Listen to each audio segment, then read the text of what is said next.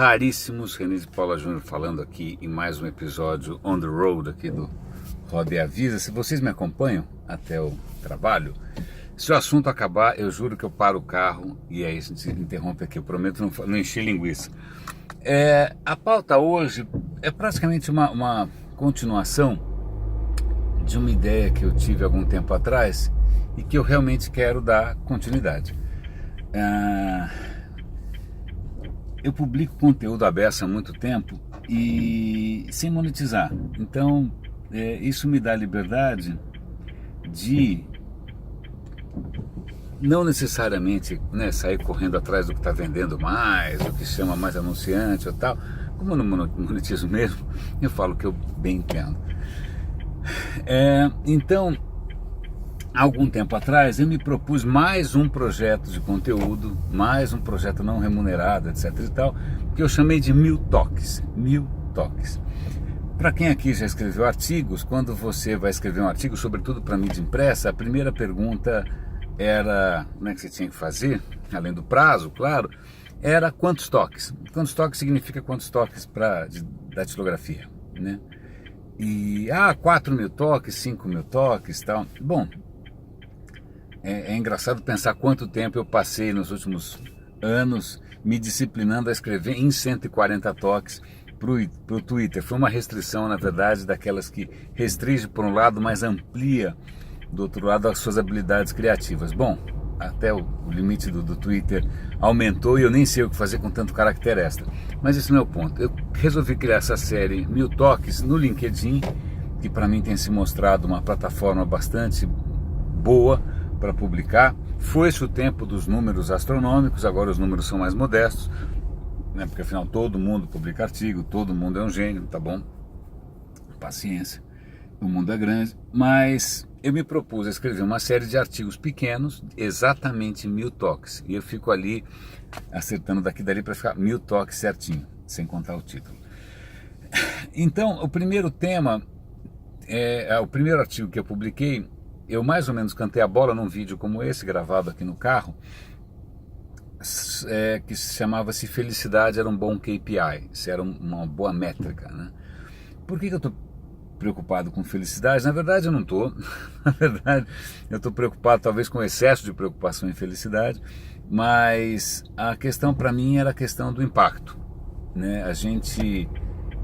Eu me envolvi recentemente, por alguns anos, com essa questão da singularidade, da Singularity University e tal, e aí fica todo esse papo de impacto, mas você pergunta, eu defino impacto, né? O que é um bom impacto?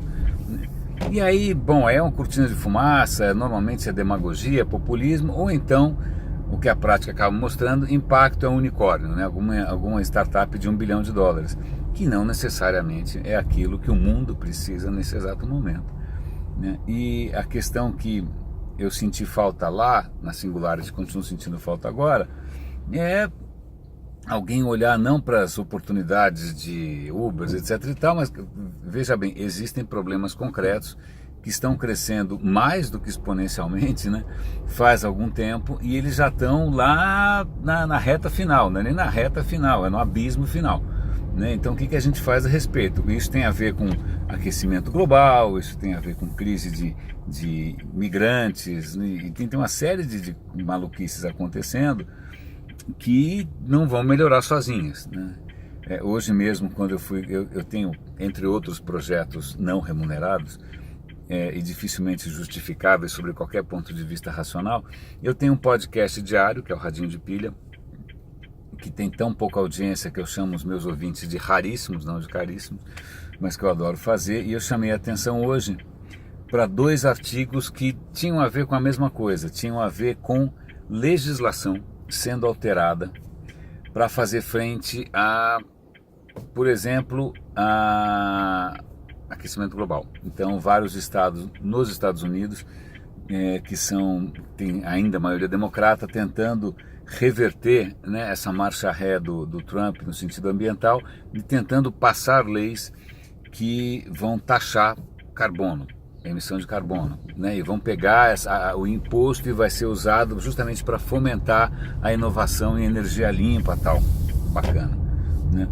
Aí uma outra lei também em que tentaram passar uma lei, acho que na Califórnia inclusive, em que tiravam da reta o escapamento, por assim dizer, da indústria automotiva, com relação aos carros autônomos. Tipo, olha, se o carro autônomo fizer alguma besteira, não tem nada a ver com isso. Então alguém percebeu essa lei e falou, pera lá, a gente tem que ter leis que justamente garantam que as montadoras lancem carros com mínimo de condições de segurança e não que eles, lavem as mãos mais uma vez. Então, eu estou citando esses artigos porque eu sei que lei não é sexy, eu sei que políticas não são sexys, todo mundo, infelizmente, acaba pensando talvez numa escala 1 para 1, ou seja, no próprio umbigo, pensa em si mesmo como parâmetro de felicidade, e a felicidade individual é um parâmetro meio complicado para você tomar como parâmetro.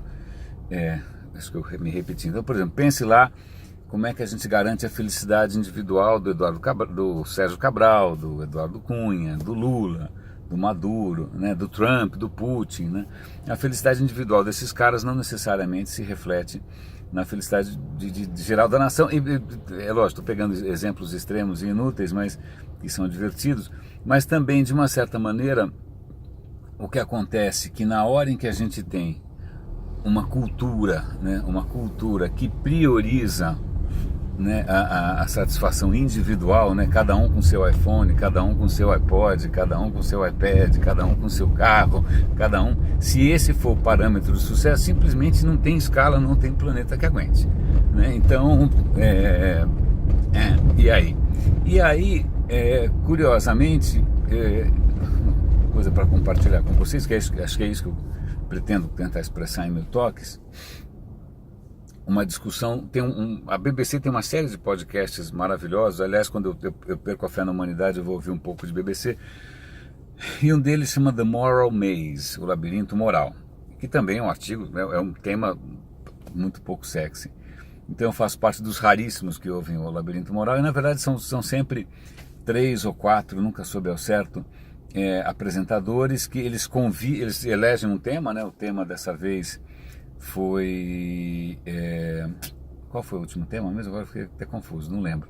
Mas eles elegem um tema e chamam os convidados para falar sobre o tema. Dessa última vez foi sobre inteligência artificial.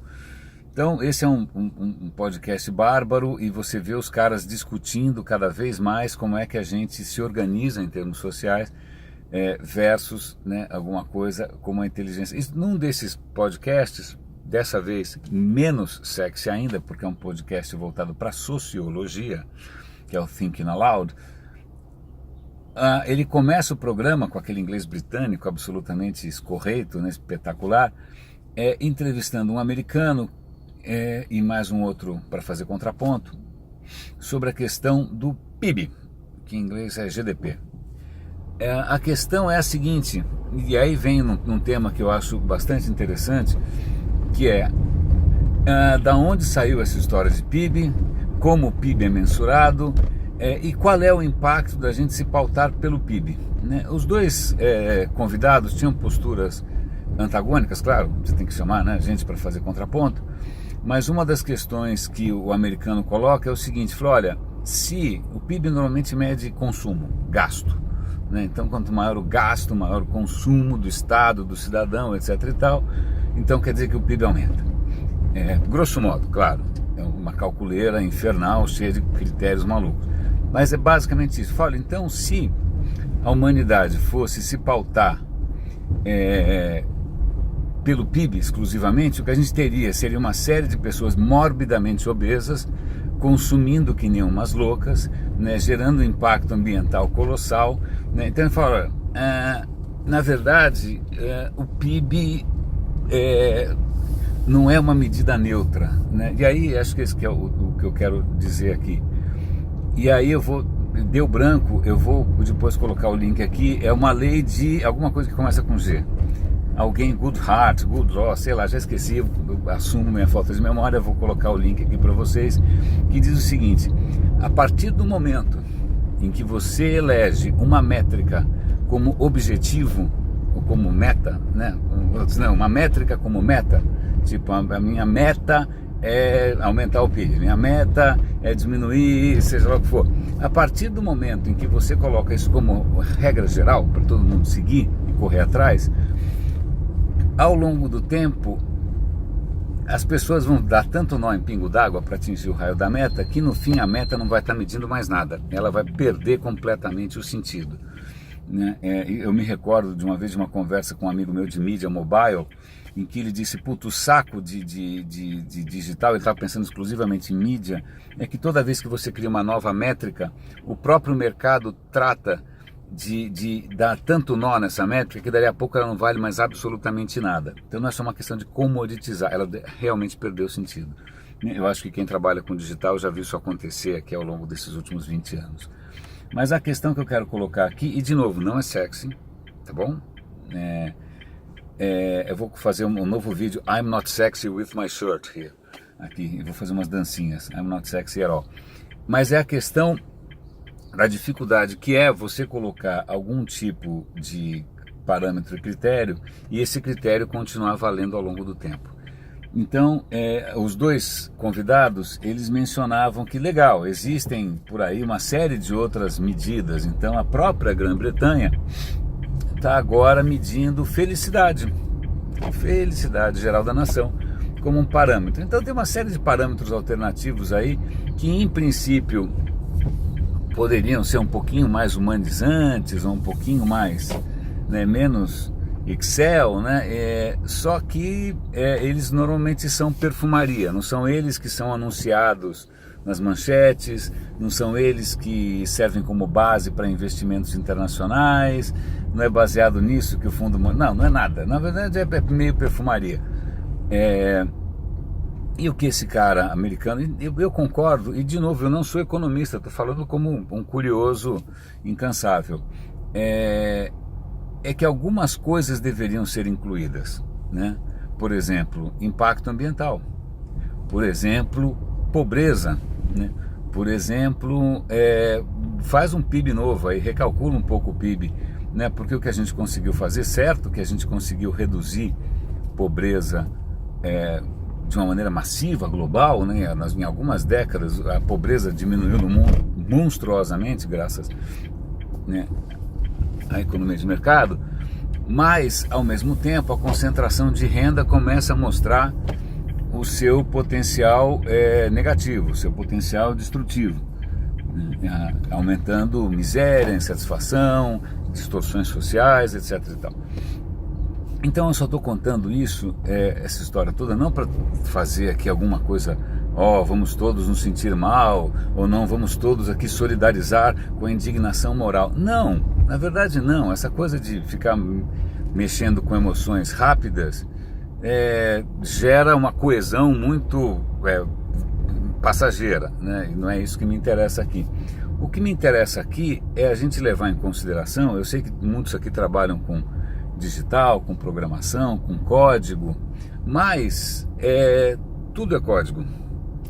Então a cultura brasileira é código, né? É código. Você pode não enxergar, que nem Mac, né? Mac você nunca enxerga o código, você nunca vê em nenhum momento a tela preta com letrinhas, mas cultura é um código, né? Então se a gente não muda este código, né? E código, o que o código faz? Automatiza, né? Então a gente tem reações automáticas. Por exemplo, fugir de vídeos como esse é uma reação automática, porque você está programado pela cultura nacional a ter uma certa aversão, né, do questionamento, ou de, né, fazer marola e tal. Leis são códigos. Leis são códigos. Quando você muda uma lei, você reprograma a sociedade inteira, né? A política interna de uma empresa também é código, né? O teu DNA é código, inclusive tem uma ambulância vindo de algum lugar, que também é um código sonoro, acabei de ouvir.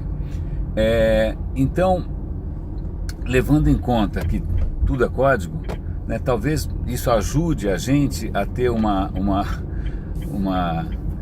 relação um pouquinho menos adolescente, um pouquinho menos rebelde sem causa, com leis, com políticas, com o debate, porque é engraçado porque é como se a gente também tivesse, eu acho que a gente realmente tem, não tenho como provar isso, a gente tem uma programação, tem um código, né?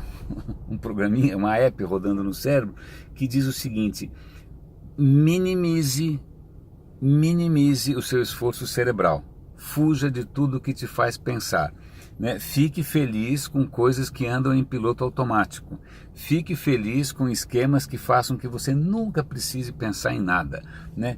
E aí tem aquele argumento: otimize, né? Simplifique para que você precise pensar em menos coisas. Isso pode funcionar talvez numa escala individual, mas, de novo, a hora que você multiplica qualquer escala individual por 7 bilhões, né, digamos que esse talvez não seja um algoritmo ótimo, né? Eu entendo, é fácil de entender que o cérebro é uma máquina onerosa, né? Na verdade, talvez a maior conquista da evolução não seja o cérebro consciente, mas seja o cérebro inconsciente, que faz tudo no piloto automático sem gastar quase energia nenhuma, né? Pensar é lento, pensar é cheio de incerteza, pensar é um pé no saco. Mas, né, nessa nossa ânsia, né, de tentar simplificar demais as coisas, a vida e a própria discussão, os problemas não estão nem aí, e os problemas, nenhum problema tem automaticamente a vontade de se simplificar. A vida fica cada vez mais complexa. E antes que, né, a gente fique encarando complexidade como um problema, na verdade, né, na minha opinião e de outras pessoas, a complexidade é o que faz um lugar legal, uma cidade bacana, um país legal, é o que faz um país criativo, é o que faz um país resiliente, é o que faz um país fecundo, é simplesmente o fato dele ser complexo, né? É só você ver países onde tentam impor uma ideologia simplificadora, onde só tem uma maneira de pensar, um discurso, um tudo, né? Que você tenta reduzir a complexidade basicamente a zero. Normalmente, não só esses países falham fragorosamente, como é fácil, é só você pensar, são um pé no saco para se viver. Alguém aqui gostaria, né, de viver na Coreia do Norte, né, onde a complexidade foi realmente reduzida a zero, mas a atmosfera é absolutamente irrespirável. Bom, tudo isso para contar, meus caros, que eu vou tentar de alguma maneira colocar isso tudo aqui que eu estou compartilhando com vocês em 15 longos minutos, vai passar de 15 minutos por causa do trânsito, em 1000 toques. Ou seja, eu estou sempre criando desafios para mim mesmo, criando limitações desnecessárias, obrigações injustificáveis, porque para justamente aumentar a complexidade, né, do meu dia. Eu acho que essa complexidade que eu fico criando para mim mesmo tem me feito manter aí a cabeça afiada, mais afiada do que o resto do corpinho, que já está começando a mostrar sinais de cansaço. Mas, caríssimos e raríssimos, hei de convir, né? Quem manda não se interessar pelo mainstream, é ou não é? Caríssimos e raríssimos, René de Paula Júnior falando aqui no Roda e Avisa, o sinal fechou, eu posso manipular a câmera com segurança. Grande abraço e até a próxima. 1000 toques no LinkedIn.